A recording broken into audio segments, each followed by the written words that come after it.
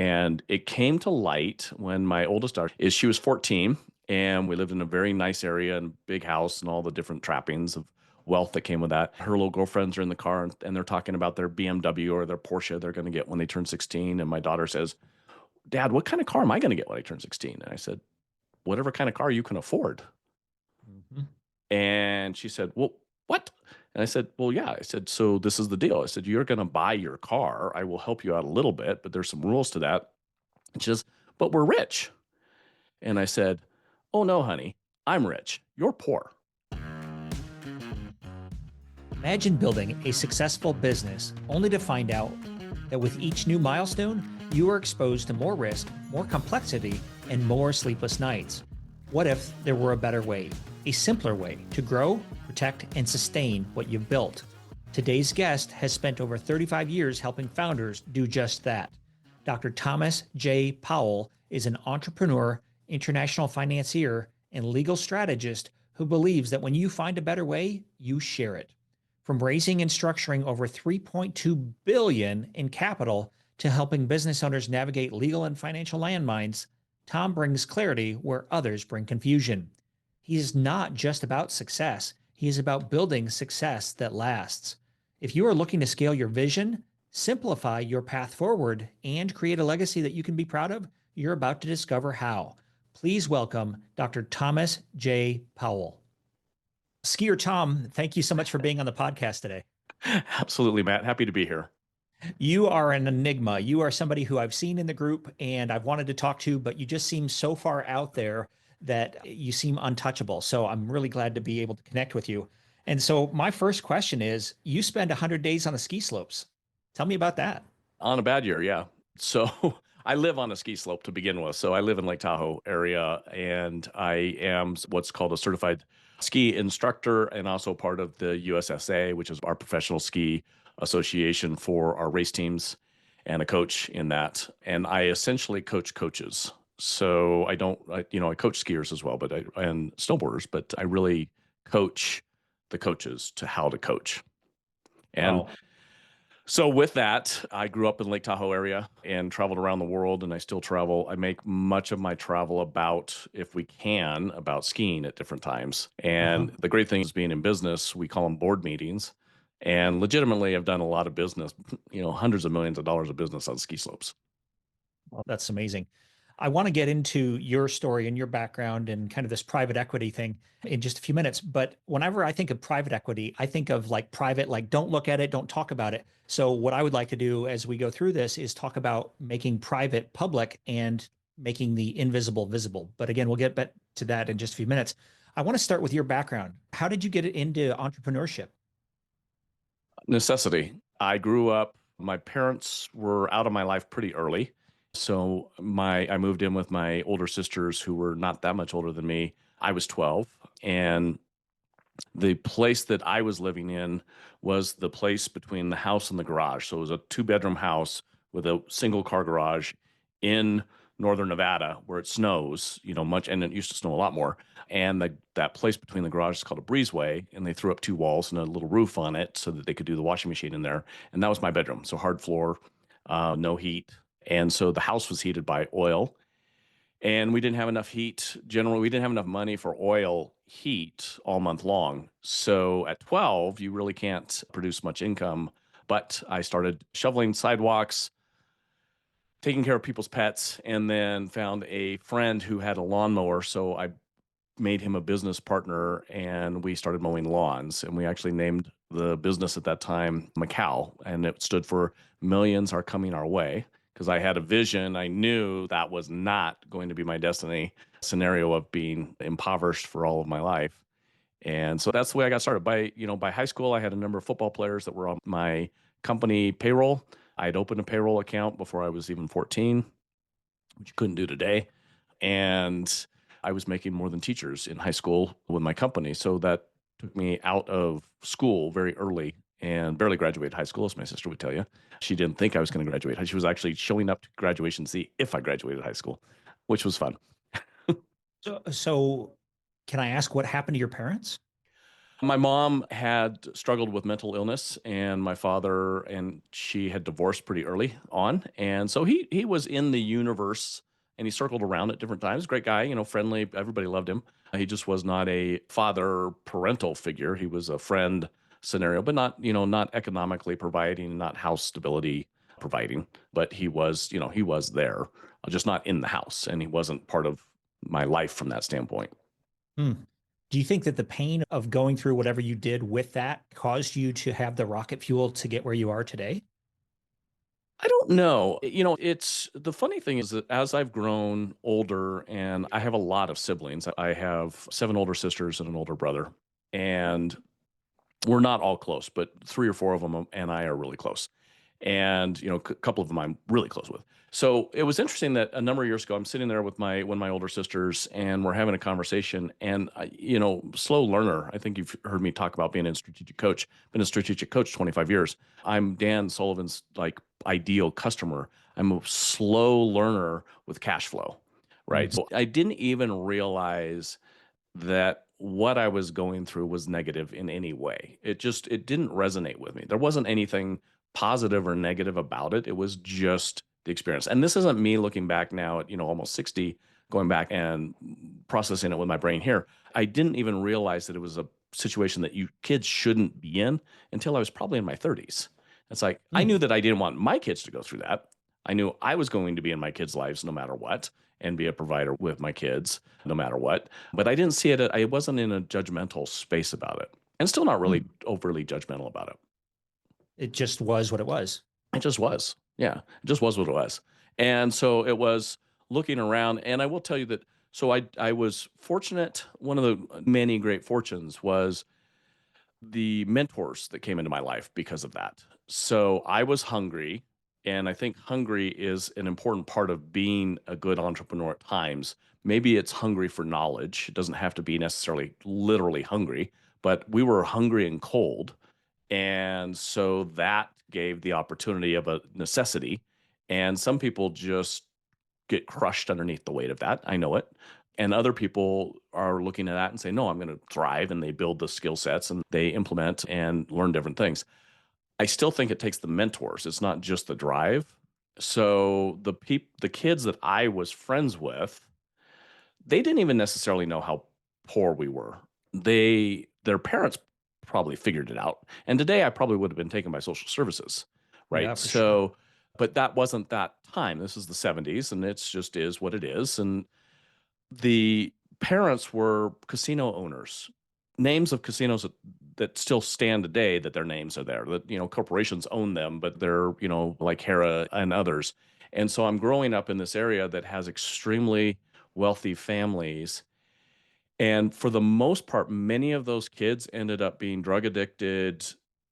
I kind of joke about one of them is, he lost $400 million to hookers and blow, and many of them died, over time. And in my case, I didn't get into any of that because I was so busy trying to make money and trying to build something and have a family pretty young, that seeing those other mentors, they looked down and helped me.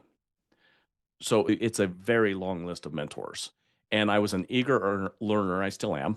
And I'm curious beyond, belief, probably with, a lot of negative outcomes because of it. But it was a positive thing. So, I would not be where I am had I started out differently.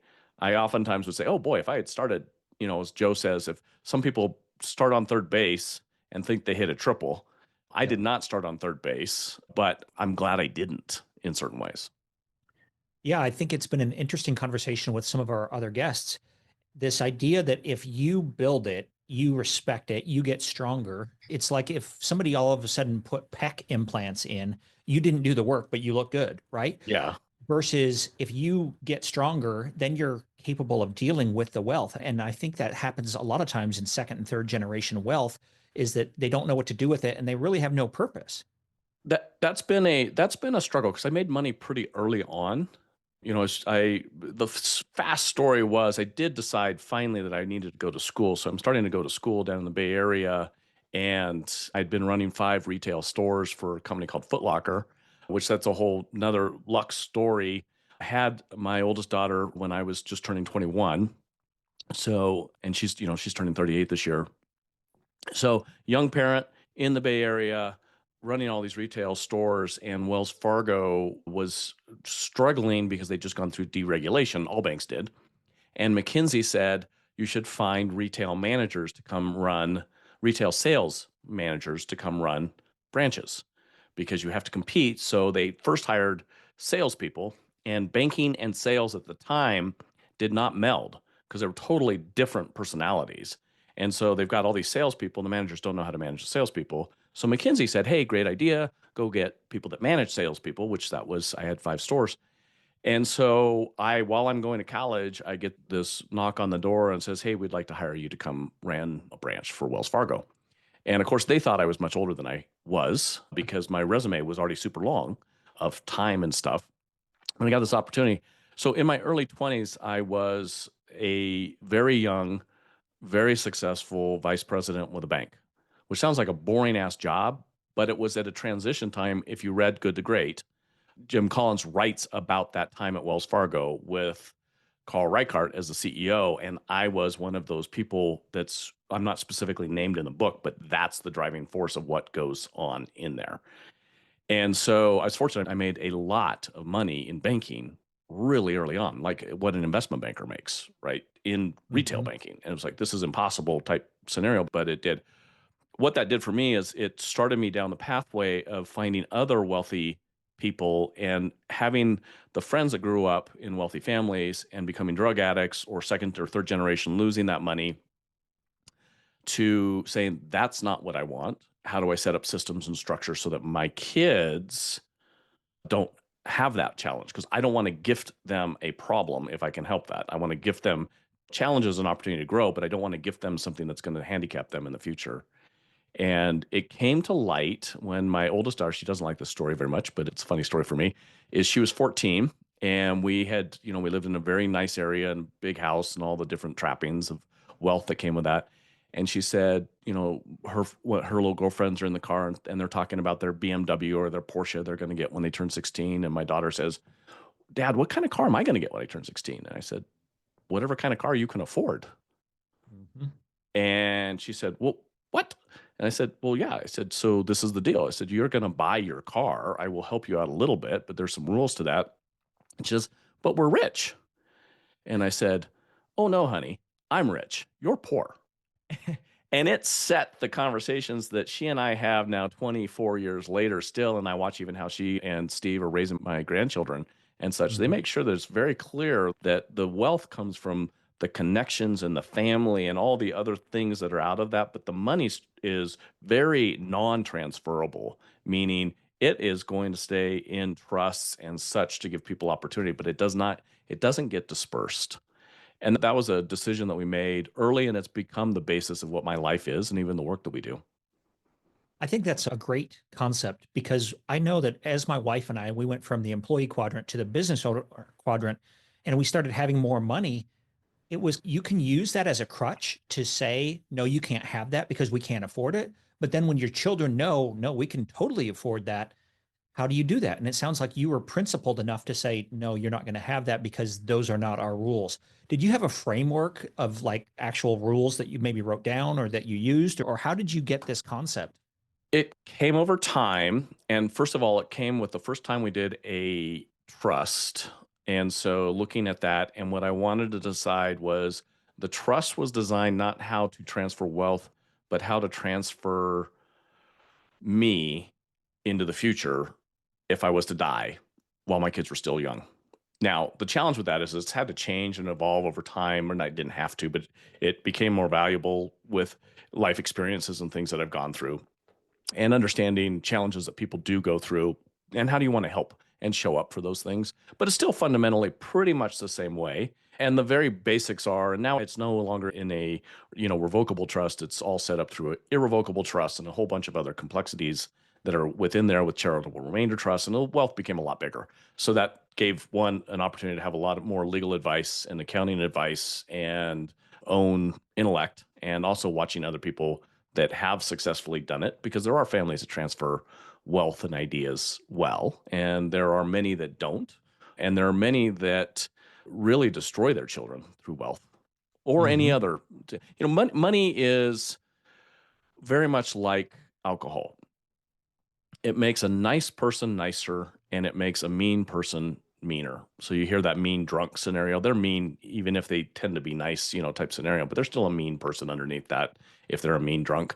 And money's the same way. I watch that. If they use it as a power play, and by power play, I don't mean that, Joe, we're both ingenious. Joe will talk about if you, or I think it actually comes from Dan Sullivan. If you have money, if a problem can be solved by money, it's not a real problem, right? Right. Especially if you have money type scenario, because that's true, right? There's other problems that you can't solve with money, Yep. but money itself can be a problem. It's just how do you structure that? So to answer your question, the real basis was a lot of studying, a lot of reading, and a lot of putting stuff down and saying, no, that doesn't work, that does fit, and being flexible enough to change it.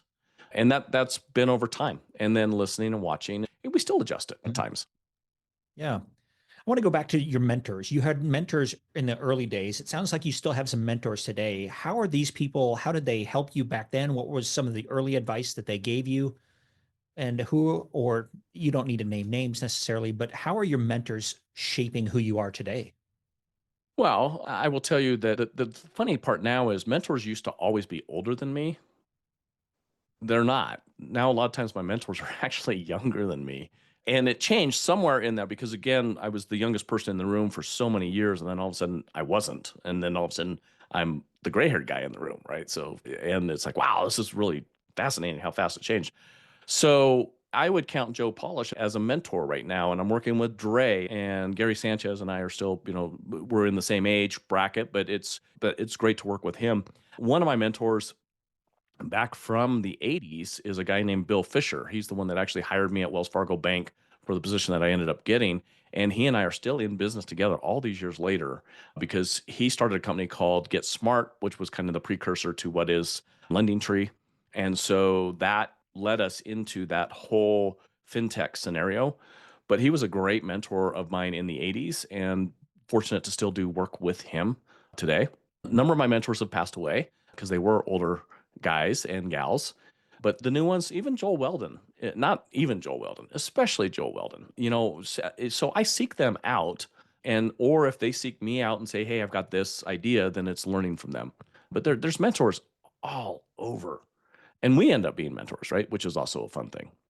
Yeah, absolutely. I think the challenge is that can't see inside of ourselves. We're inside looking out. And so you need the external view to say, step here, step there. Otherwise, you're just constantly the blind man tap trying to find the next step. And so if you have a coach or you have a mentor, the speed limit's a little faster to get where you want to go. Yeah, I don't know when it changed in my life, but it changed dramatically of implementing the who, not how. Before Dan Sullivan, before that came out, before the dean came up with the term, and then it got implemented, and Ben with his book and all that scenario, that became my life because I was able to recognize at least that I didn't know much, but somebody knew way more than me about any subject that I wanted to know. And so that became also my pursuit of formal education. So I did end up, even though I barely graduated high school, I do end up having 5 advanced degrees, which is ridiculous. And one of them's, a doctorate and a law degree and MBA, and went to Harvard. And I mean, all the things that are absolutely ridiculous. And when you look at it on a resume, you're like, oh my God, this is crazy, especially for a kid who barely graduated high school and for an entrepreneur, because many of our entrepreneur friends, they go to college, they start maybe in college, but they don't complete college. And so it's not about the formal education. All of them, almost every single one of them that I know, have amazing knowledge and experience. And they may not have gone to formal college, but they have that education. So, anyway, I don't know where we're going on that, but it's, the need to be able to grow and have that forever is led by mentors. And what that led me into was, I don't know, 8 years ago, said, I really need to do better at going to yoga. And when it's 6 a.m. and I have to go to the yoga studio, too many days, I'll be like, no, it's a nice day. I'm going to go out for a hike. I'm not going to go Mhm. stand in the studio. So I made the decision that knowing that yoga and the stretching of the body and the movement of the body and the breath work and all of that is critically important, said I need to have someone that holds me accountable. And the way that's going to work is they show up at my house. Oh, wow. And so I searched and I found and I asked people and I said, I want a really good. So I found an amazing yoga person who understood fascia and movement of body. And it wasn't just going to be a set pattern, it was show up at my house. And it was great because during COVID, we had already been doing Zoom at times because I travel around the world and she travels with me on Zoom. But if I'm here, she comes to my house and it's great. So that does, it's like Jason doing the breath work. Sorry, in your thing, you'll have to put up all these people's names, but Yeah, right. you know who I'm talking about. You can find a coach for anything. I wanted to get better at swimming. I hired a triathlete coach to get me better at swimming. I want to get better at cycling. I am a coach in skiing. Anything that you want to do, there's somebody that can coach. I think it was Jim Rohn or maybe Tony Robbins said success leaves clues. And there are people further ahead of you on this journey in life that will be happy to turn around and say, here's what I did. Here's how I got better at skiing or swimming or whatever it is. And I think so many people think that they have to know all of the answers, but they don't. They just have to know, I don't know this, and be humble enough to say, how can you help? I totally agree with that. It is funny because one of my favorite people to ski with is a gentleman named Franz Klammer. And Franz Klammer won the 76 Olympics gold medal. He's one of the most famous downhill skiers in the world, if not the most famous downhill skier in the world. He's named Kaiser when you go anywhere in Europe and just a great guy, right? We're skiing with him. We've got another friend who's skiing with us, and he had won, I think, 26 World Cups that was skiing with us. His name's Andre. And Andre also is a fabulous coach. So I'm not a great skier.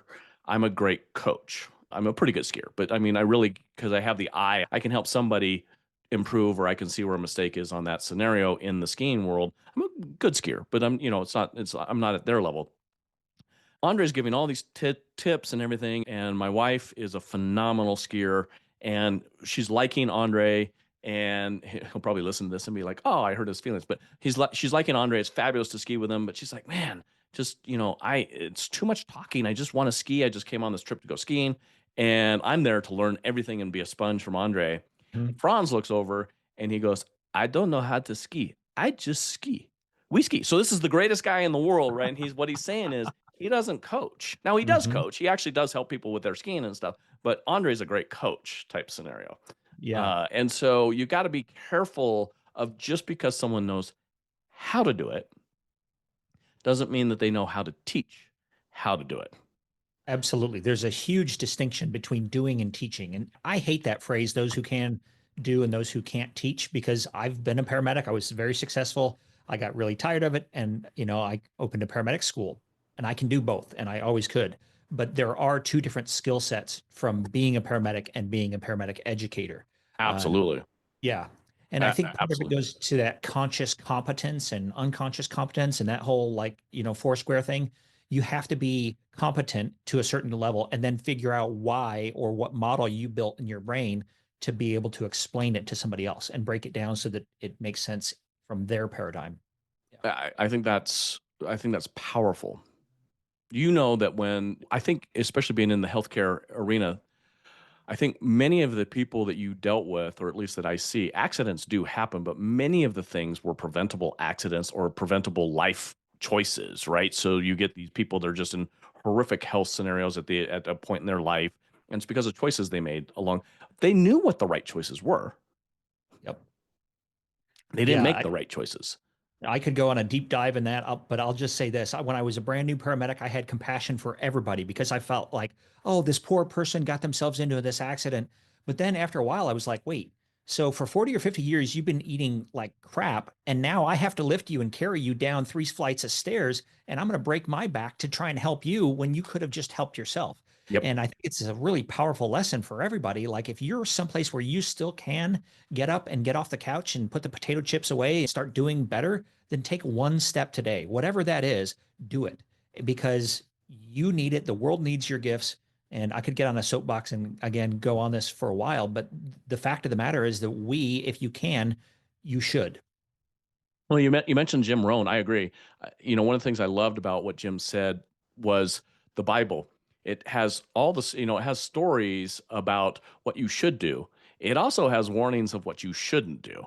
And I Yep. think most manuals should come with that, right? So, because it's a manual of life, and it's like, okay, look at this, and it can be the Quran, it can be whatever you want to go with it, the Torah.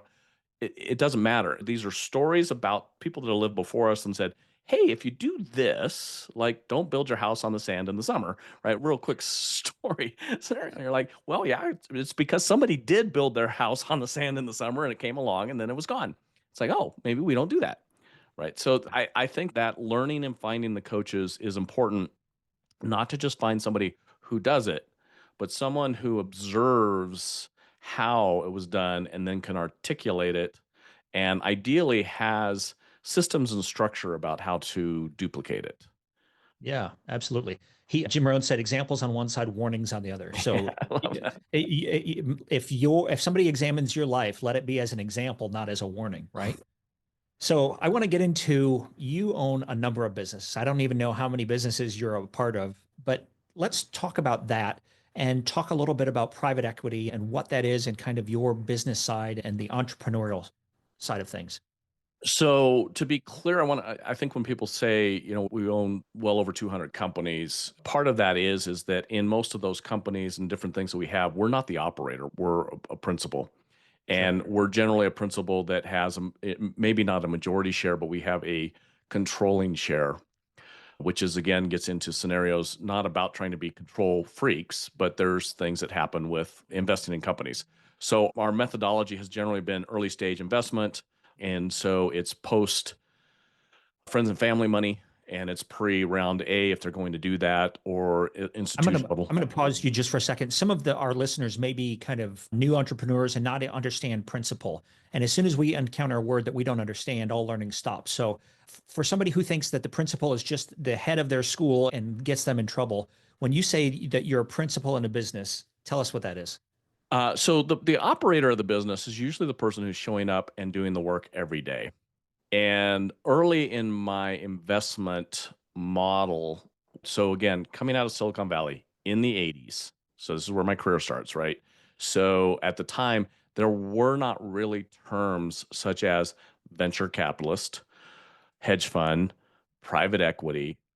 We fit in all those boxes in our business model. So private equity is the one that, for better words, is probably the closest fit. Private banker is possibly another one. There's a number of different terms you could use.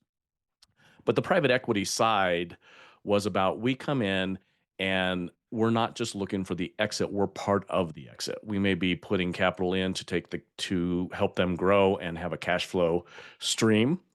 We may be coming in to systemize and structure. We may be providing them with opportunities where we'll take over some management structure that they don't really do well at. So that's where we sit in kind of that capital stack. We're a different creature in that in our venture capital model, we don't look to take over the company. If you watch many venture capital, they put the money in to the entrepreneur and the idea, but they tie it up so tightly that the moment that entrepreneur and entrepreneurs in the growth of a company generally have a pretty short life cycle. So they go to take that and get them out when the company idea is growing.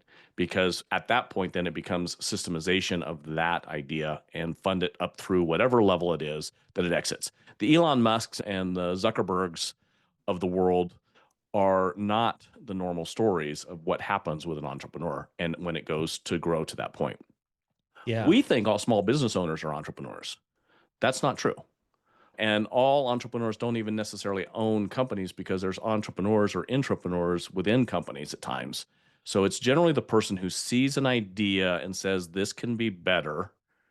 And they take a resource that is not being maximized and they maximize it through some improvement. Right. And that's where it's like, hey, I could become this person and make this a better scenario. So just being self employed does not make you an entrepreneur. Uh, Okay. So I'm going to pause again. We've introduced a lot of vocabulary here, sorry. and I think there's two groups of people listening to this. Some people who are dipping their toe into the entrepreneurial space, and then some people who can talk in the language that you're talking very easily. But I'm going to try and slow it down and break this down so that let's talk about a principal. That's somebody who's basically investing money. Let's say we have a lemonade stand and you're going to come and you're going to fund the lemonade stand, right? And so the person who starts the lemonade stand, they may need money for equipment and marketing and all of that. And so as this grows, what you're saying is that a venture capitalist usually will get out the person who normally has the idea to grow that lemonade stand. Is that a fair description? It can be. It's not always that way, but it can be. So, what typically happens with an entrepreneur is they hit up against a ceiling of complexity. And some entrepreneurs will surround themselves with the people that help them get past and through that ceiling of complexity. And other entrepreneurs will continue to believe that they are the smartest person in the room.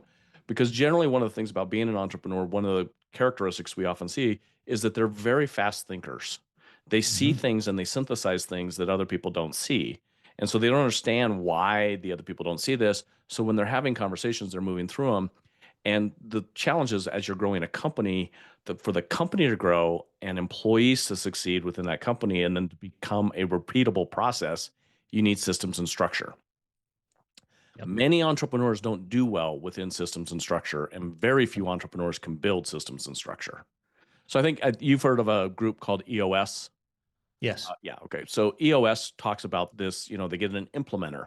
So many of the entrepreneurs need implementers. So the Yep. entrepreneur comes up with these crazy ideas and then they start it. It's that spark to get it going, but they can't continue that because then they see the next spark that they need to start. And the team's sitting here going like, what the heck do we do? The business needs systems and structure. Yeah, that's great. Thank you for that explanation. That's spot on. I see it as thinkers and doers, and you need both, right? You need somebody to come up with the concept, like you said, the spark, but then you need somebody to keep the engine running, the doers, the operators. So, how are you using all of this type of framework in what you're doing? It seems like you're a very high level type person and you have the 10,000 foot view, or maybe even, from outer space, and you can see what needs to happen. Is that accurate? Is that how you are involved in all this, or how is that working? I don't know where your shows are going to fall into this, but you and I were talking about Gary Sanchez and the Y Institute earlier. Yep. And, I think the work that Gary does is marvelous because it helps people find their why, but then how does that show up? So the what Hmm. and how type scenario. And his little 8-minute app clarified it, even though we've taken all these other personality profiles. I constantly am looking for a better way. And so when I see anything, and I knew this, I did find this out relatively early in my career that I could not start from a blank piece of paper. Ah, There are entrepreneurs that can absolutely start from a blank piece of paper. yeah. So I start from there's a drawing, and then I can look at the drawing and I can say, if you do this, the building will be more functional. So I can come in and make just about any process cleaner, faster, better scenario, but I need that initial group. And that's why I'm in the space I'm in to start something and come up with an idea. And then I'm a great person to brainstorm with, right? I can recognize a problem, but I won't know necessarily how to get it started to get fixed. But once we come up with that, then synthesize it in there. I love that. My why is to contribute. And so I'm the guy who's cutting down the weeds and moving everything forward. And I don't mind being the tip of the spear to get things going. My challenge is that I can make a dirt road and it's going to be muddy and have potholes and it may be going like this. But my weakness is closing the loop, right? I need people to come behind me like you and say, hey, Matt, you've got a great idea here. Let me take it and make it better. And that's, I think, for a husband and wife team, to have that is great, and that's why we've done well. But I know in my life, I need more people like you to help improve the road. Yeah. And I will be clear on that. I'm not the implementer. My team will tell you that. Right. Ah, That's partly why I can have so many companies because one, I do have a quick brain that can synthesize a whole bunch of different things and I can see relationships where many people don't see an inner relationship. The book, The Starfish and the Spider, have you read that book? It I've came out, downloaded 15 it. years ago. I've heard of it. It's on my book list. I probably have a sample of it. One of the things I love about that book, and it's a little bit older book now, but it talks about a catalyst and a champion. And so, in many cases, in very rare cases, am I the champion for a cause. What I am is I back champions. Hey, real quick, We're building a community of entrepreneurs helping entrepreneurs. These are people just like you who want to start or grow their businesses and are ready to take the next step. If that sounds like something you want to be a part of, sign up and join us today. And so I'm a catalyst. So when a champion is doing something, I know somebody who can help that champion get further in what they're doing. Or when there's a cause, I can look around and say, this person would be possibly a great champion to go into there. So it's a skill set that's different. I'm not the one that's going to necessarily come behind and say, here's, and get the road better. But what I would do is come back and say, gosh, if we use some of the aggregate from our mine over here in Nevada and we ground that up and put it onto the road, now all of a sudden you won't have potholes when it rains. That would be the synthesizing of other ideas. Okay. Yeah, that makes sense. And so then you're basically the one telling other people, hey, bring in the aggregate and fill Yeah. them. Yeah, Or more so, a lot of times what we do is we say, I know an aggregate guy or gal, and make the introduction and hand that off to you. that's great. Let's say that you've been doing this for a long time. I think it's since 1988, since you were 12. Is that about right? Well, 88, I was 23, I guess, Okay. 24. Yeah, Maybe 20. even longer then. Yeah. If you had to start over today with $500 and a beat up laptop, what would you do to build $1 million business in 1 year? That's a great question. In today's world, I would learn absolutely everything about AI. Why do you say I that? would also probably learn everything I possibly could about blockchain. Now, by blockchain, I don't mean crypto. I mean blockchain. So it's the engine behind crypto, right? So just understanding those two simple concepts. So I wrote my first code on a 512K computer. So that was 512K when we talk about gigabytes and, terabytes today on our memory and much larger than that. And it was a green screen. It wasn't even DOS at the time. So we're talking again the 70s that there is really nothing faster right now than that. The other side is I would, if let's say that's just not your interest, I would do something that can't be done by AI or blockchain. So, case in point, the trades and the management of trades are going to be ever more important. And if the whole grid ever goes down and the people that can build stuff, that's going to be crazy valuable. And so, learning that, we're surrounded by, because we've been in real estate investment for a long time, we're surrounded by people that I have watched up where they started with a pickup and now they have a fleet and they have an army of team members that work for them, and many of them are immigrants that they have continued to bring into the country that are doing the work, and then all of a sudden they're just doing wonderfully well. And so that's a great area to be. The entrepreneur, again, the mindset is going to be finding where there's a need and finding a way that you can fill it. Yeah, absolutely. I keep seeing nearly every day, I see another industry that AI is going to take out, and there's not going to be a need for people in that. But I think the trades are going to be probably one of the last ones to be affected. For example, they're building a building here on campus, and there's 16 to 20 guys out there at least. It's going to be a while before you can have robots building buildings to that scale as fast as they're building this building. Micro and the stuff he's doing, amazing. And if you're an employee working in the trades, figure out how to take that and make it to the B quadrant and make it into a business.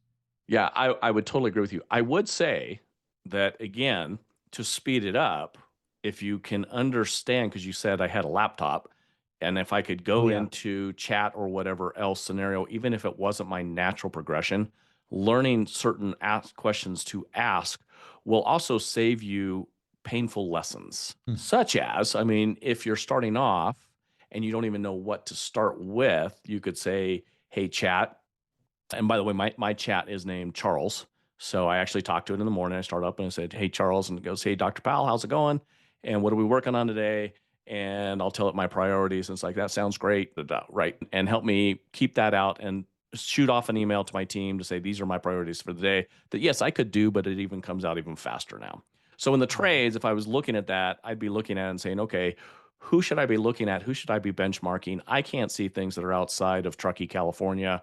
What's going on in the world? All of that can add value because, again, the entrepreneur is going to be the person who sees something that others don't see. One of the pieces of advice that I learned from a fellow member was the idea of, let's say I want to do this, chat, ask me one question at a time in order to achieve this. And so that was one of the best things I've learned. What other prompts would you have somebody ask Chat GPT if they wanted to get ahead, business plans, or whatever other fun things have you learned how to do? Well, I think for it's not specifically for me because was in good fortune that over time I became a much better writer and had a better use of the English language and such.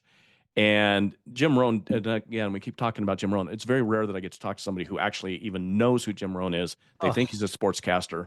I yeah. just, Earl Nightingale, Jim Rohn, all of these people were, I count as mentors. And I actually knew Jim. So Oh. that I felt very fortunate spending a lot of time with Jim. Writing and vocabulary is important. And Rohn mentions this in one of his stories that, there's a study, and I have not been able to find the study. He said it's a Harvard study, but I have not been able to find the specific study. And it's the study that they studied vocabulary and who generally had the least level of vocabulary and who had the most level of vocabulary. And I think a lot of people would think that the PhDs and the professors have the biggest vocabulary. And yes, if they are a linguist, that's probably true. But Mm. as my father-in-law, who is a PhD, and all of the family, we have many doctorates in the family, he says a PhD is someone who knows an awful lot about very little. And that's true because you go really deep on that subject, right? So it doesn't mean that you know a lot about vocabulary. But the group that had the biggest vocabulary was CEOs. And the group that had the lowest vocabulary were people in prison. Now, again, I haven't seen the story, so I'm talking about a story that's third person and quoting Jim Rohn of saying that, but it totally makes sense because the way he explains it is the vocabulary becomes the vision of what you can see and what you can articulate. And so, one of the things that I think you could use chat to do is help you write better if you're not already a great writer.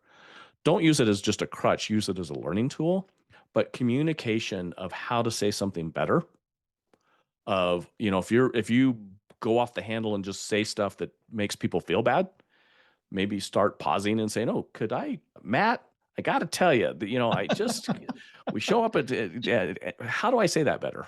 Or this morning I walk out to my wife and I said something. I didn't ask chat this yet, but maybe I will.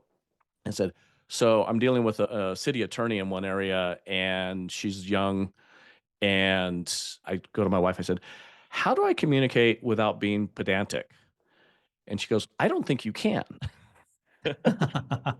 So I'm like, well, that's probably true at times, but I want to. So so I'm like, okay, I'm going to make a conscious effort to not, right?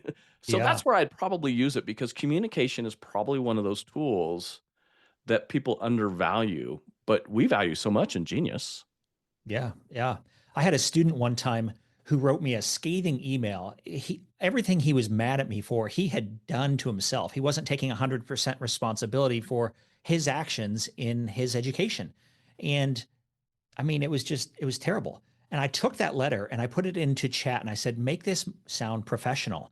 And the thing was that completely changed the tone of it. And it was polite, respectful. And I mean, it wasn't going to change the outcome. He had chosen to withdraw from the program on his own. That's fine. But I have always remembered that before I write something that's going to live forever, to put it into chat. And, it's Dale Carnegie's How to Win Friends and Influence People. Well, And sometimes, I have a mistake that cost me tens of millions of dollars and reputation. And it was one sentence. And if I could go back and change that sentence, I might. I probably would. But it hurt a lot of people in different things. And it's one sentence. And the background of the story was I was getting deposed by the SEC, and they were talking about one of the funds that we had raised. And the attorney was not a young attorney, but he was immature and he was very lazy, very lazy. And he will go unnamed, but if you ever look up my stuff, you'd be able to see his name. So anyway, he's interviewing me and he's talking about our documents for this investment that we had made. And he said, so tell me, I don't understand the math in here.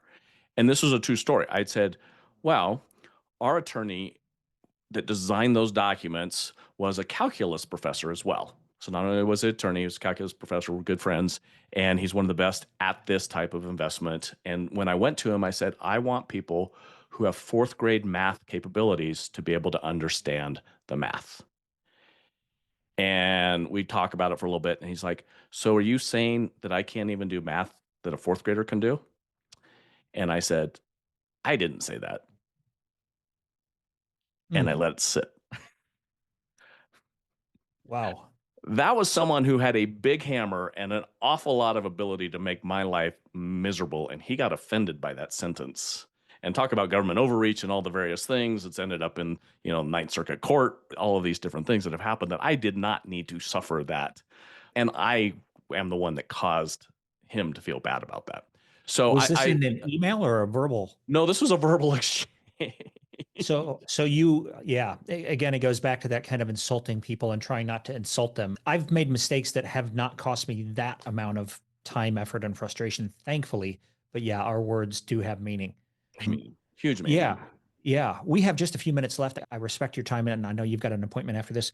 Do you want to talk more about that SEC case or do you want to talk more about what you learned as a result of the communication flaws? Neither people can look at the Ninth Circuit and see Powell versus SEC and learn more about that. I will tell you that government overreach has always been it caused me to go get my doctorate in law and policy. So again, when I'm growing up in the 70s and we're learning civics from the standpoint of, George Washington never told a lie and Abraham Lincoln and all these wonderful things about our court systems and that we believe that people are innocent until proven guilty. And when you get into the system, you find out that's not even remotely close to anything that actually goes on. And when you read about George Washington, you see all the flaws that he did have. He's a human, right? And Yep. all the wonderful things that he was also. But I would not have done the doctorate in law had I not had the conflict with the SEC.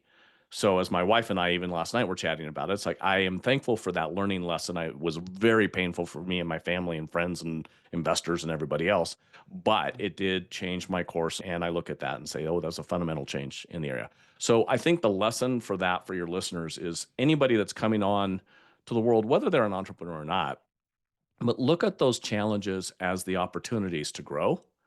And you can either back away and go back on the porch and say, I'm never getting off the porch again. Or as a friend of mine that I was skiing with in Austria and Italy earlier this year, guy's fabulously wealthy. And he got wealthy on one basic trade or a handful of trades in his fund that he has. And he said, and so many other people got the timing wrong and they're bankrupt. And he goes, Mm. it's luck.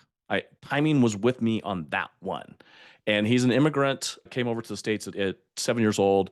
And he said, one of the things I love about it is, he says, if they took everything away from you, you'd start again. He goes, I know for myself, if they took everything away from me and all I could do is have a hot dog stand, pretty soon I'd have 5 hot dog stands. And then pretty soon I'd have the hot dog manufacturer. And I'd figure out how to continue to grow that because that's just innate of getting back off the porch. And so your listeners really that tenacity, that ability, that resilience, do everything to protect the resilience. There is nothing more important. Dan Sullivan calls it your confidence. I think it's beyond confidence, it's resilience. And Viktor Frankl came up in conversations the last couple times at Genius. And I think if they've not read Man's Search for Meaning, it's a fabulous book because that does show, as you go through life in general, there's going to be challenges. And how do you approach them? And anybody that looks like they were successful, Facebook and all these things, everybody shows up as their best person. LinkedIn, everybody shows up as their best person, never had any failure. My daughter won't hire anybody. They won't make it past the first interview if they haven't been bloodied. If they can't tell where they failed and they learn from it, we don't want to know about the successes. Successes are easy. They don't teach you anything. They're great. It may take a lot to get there, and it definitely takes a lot to get to be a World Cup champion. But if that person never had the failures, that's what they talk about. That's where they Yeah, learn. absolutely. I 100% agree with that. You're a ski instructor. That means you've never fallen down, right? Yeah. Yeah, Yeah, except for the great one was I was going out on an exam here just a few weeks ago, right? And the snow was really sketchy and everything else. And my skis I just hit something, I'm not paying attention, and they go, and I'm in a like down on the ground wedge with my hips up like this. And I'm getting older and different things. The body doesn't quite move the same way. First of all, it was stupid. Right in front of the people who are taking the exam that I'm part of the exam team, right? And I can't hardly get up because I can't pop out of my skis. So, and I can't move them the way that they're leveraged underneath the snow and everything. And I'm like, and they're like freaking out, scared, and laughing at the same time. And Yeah. so I'm just like, and the great thing is, for whatever reason, I have a personality that I don't get mad about that stuff. I just laugh. And it really is. It doesn't mean that I don't get mad at times, but that's the deal is to just be able to laugh at yourself because we do stupid stuff all the time. And some of us, like myself, we do really stupid stuff often. I think the average person makes 18 to 20 mistakes per day. And some days I feel like an overachiever. I mean, Yeah. like when you're trying and trying and trying, you're going to make mistakes. It's inevitable. What a It, different way to run our school programs. You fail. And if you fail, you don't even go to the next grade. Science is about failing. You're trying new things. You're yes. looking for things that don't work. Research is about finding the things that don't work as much as the things that do work, right? And as we said, started with the stories of these are the things of not to do and to do. That means you got to Mhm. do the not to dos. I would love that. A final exam to get out of high school or college, you have to fail something. That means you were trying that hard and what didn't work and what's the lesson? Because that's what you carry into the next chapter of your life. What's the Absolutely. lesson? Yeah, absolutely. Well, Tom, I know you got to go. Where can people learn more about you? They can go to thomasjpowell.com. That's out there. The group that we're doing on, and I'll put this out there, and it's a relatively new startup for us. And I said, I don't do a lot of blank pieces of paper and do something from the beginning. So this is one of our startups. It's called the Founders Office, and it's Founders Office or founders-office.com. And what it is about is we are a family office, which is high net worth. We're a single family office, which means we only have one family and it's our family. So we don't have multiple families in that office. And so my son-in-law, Steve, who who's in Genius, said it one day, our back office of how we take care of businesses, our businesses, is actually a business. And so much so that another guy went out and started a business off of that, and he's done fabulously well, which is great. And I love that. I have a lot of entrepreneurs that we've helped, in knowledge or in money to launch. So, but Steve had that idea, and then Candace, my daughter, and my team is like, yeah, we're actually really good at this, and entrepreneurs need it. So it's coming along. People can get the snapshot, which if you have I'm going to leave it with this one, and this one's going to be one that you need to, at some point, we can go longer talk. Sure. We can, in under 10 minutes, show the risks of what most entrepreneurs think that they've set up that gets them out of risk. And almost always their attorneys and their accountants are not communicating, and the spouse knows nothing about. And just one simple test is if an entrepreneur, husband and wife, start an LLC, and they start that LLC together, and they're the two members in that LLC. One, they normally name themselves member manager instead of member, and then it's manager managed. So that's one of the risk factors because managers have certain protections that owners don't have. So Ah, you want to separate out the language between the two. But the bigger one is your CPA says that is a disregarded entity in terms of the SEC. As a small business person, you're like, yeah, you talk about language. I don't know what that means. That's okay. And so what ends up happening is it shows up on your tax returns as though you're a sole proprietor. Well, mhm. sole proprietor has no protections for you as a business owner. None, right? Everything that you own is at risk. Everything, Right. your house, your cars, everything, your spouse's income is at risk as a sole Oof. proprietor, right? So now what happens is with that LLC being a disregarded entity, the lawyer will tell you, no, you still have all the protections as the LLC. And as a person in law and a strategist in law, I'd say, okay, great. Let me get you, Matt, in front of a jury. And we're talking about that a patient died under your care. And yes, you've Mm. got this LLC that protects you. But the IRS says it's a disregarded entity. So are we going to believe your attorney or are we going to believe the IRS? And a jury is going to go, or even a judge is going to go, yeah, I think that makes sense. We're going to not count having the LLC.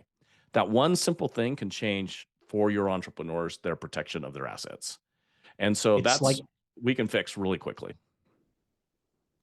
and they can get that information at the Yeah, foundersoffice.com. they can reach that out there, and we can do a snapshot and work with you on that. That's amazing. So it's like somebody's holding an umbrella. They think that there's actually fabric there keeping the rain off of them.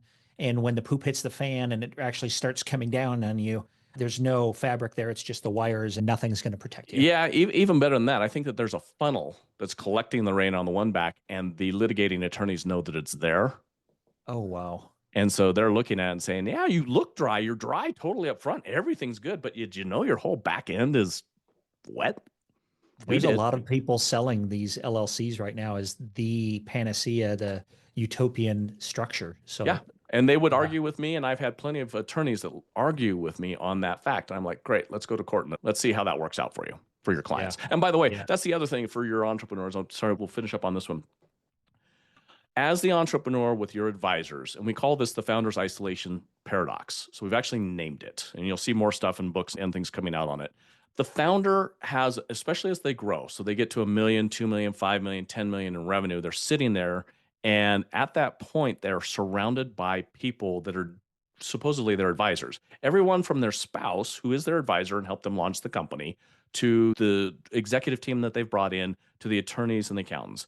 Everybody's advising it, but they all have their own focus. Yeah. The entrepreneur is the only one who's synthesizing all of it, including the spouse. The spouse has all the risk that the entrepreneur has, but they're not Yeah. even synthesizing everything in there. And so this scenario sits there and is a very unique piece. And what I remind people about, especially relative to their dealing with their attorneys, is that dealing with their attorneys, it's like being a part of a ham and egg breakfast. The attorney is the chicken. They're involved in the breakfast. Uh-huh. You are the pig. You contributed You're everything. committed. You're committed. Yeah.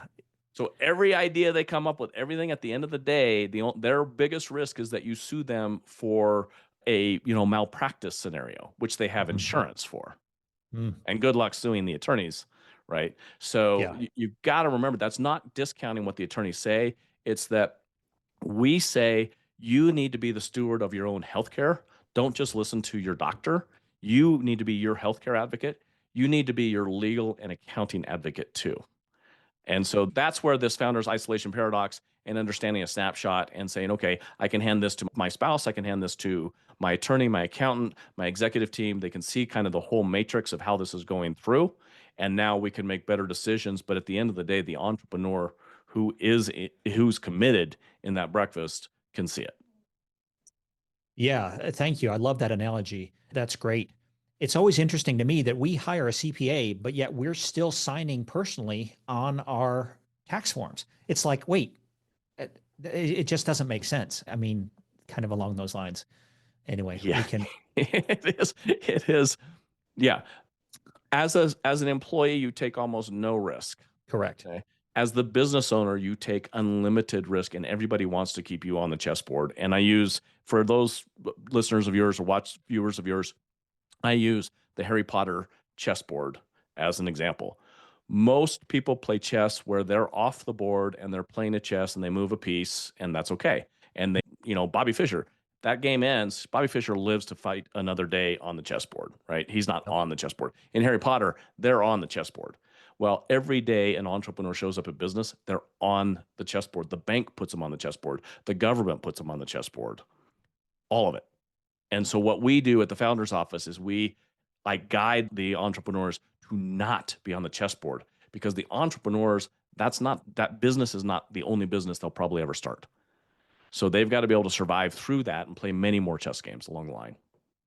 I love that. That's a great analogy and so true. So true. Well, Tom, thank you so much for all your wisdom. This has been great. I look forward to having you on the podcast again. Absolutely. Thanks, Matt. And good luck to all the listeners. It's a great life.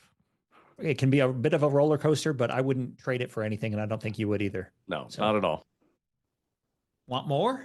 Click below for extra resources in our podcast vault. We have show summaries, action plans, and information about coaching.